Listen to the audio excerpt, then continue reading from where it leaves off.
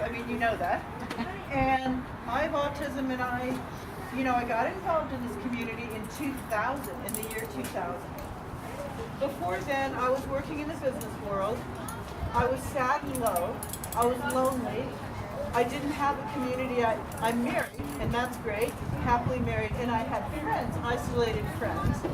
But I felt pretty isolated and pretty weird, and I couldn't talk to people about it, and I wasn't doing any good. I didn't feel like I was doing any good. I was just sort of going to work every day, not feeling very creative, hating my job. Life was awful. So I was working for the census. I was getting my act together. I got fired from my last job, my last business job in 1997, which was a golden opportunity to start all over again. And so I was building myself up, working for newspapers, and then I doing journalism stuff, freelance mostly.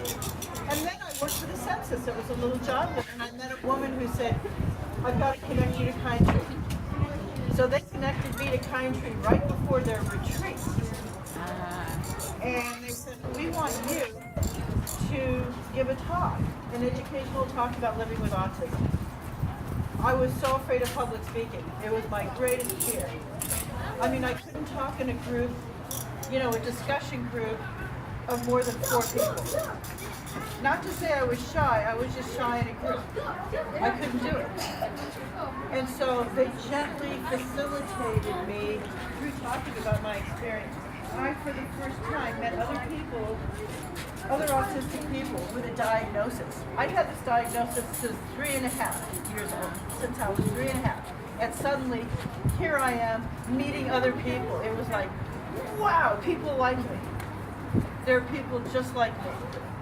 All across the spectrum, it didn't matter. I could just see my tribe. It was profound.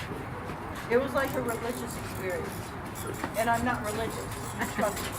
But it was just this glow of love. So I got involved. I followed them around. I volunteered. I helped with a haunted house. This was my tribe. I finally found my community. So I got more and more involved. I got involved, finding venues for the art program. I got involved in the retreat, putting on the retreat, which then became the camp. And I got involved in getting art and getting it framed and finding venues. I got involved in everything, fundraising. I was addicted to it.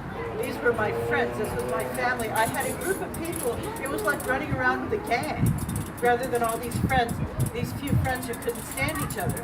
I could go to a party and know everybody. I could have people over and they'd be all friends. It was huge.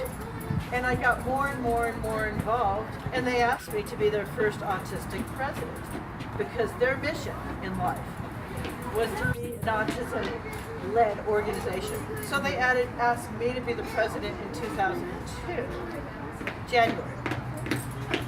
So I was supported in this executive position, just lovingly supported by the whole group, they just lifted me up and taught me leadership and taught me, gave me confidence. I got to use my skills and my abilities. It brought meaning into my life. So this has been a profound journey. My earlier story was being diagnosed at 3.5, almost institutionalized. Back in 57, autism was just we're locking you up. My grandmother adopted me for 3 years and she figured out early intervention. There was no early intervention. We were hopeless. And for the rest of my, and I pretended I didn't have it because all through my elementary school years I was afraid that I was going to get locked up if I had any behavior at all. Every time I had a freak out or something, oh my God, I lived in terror.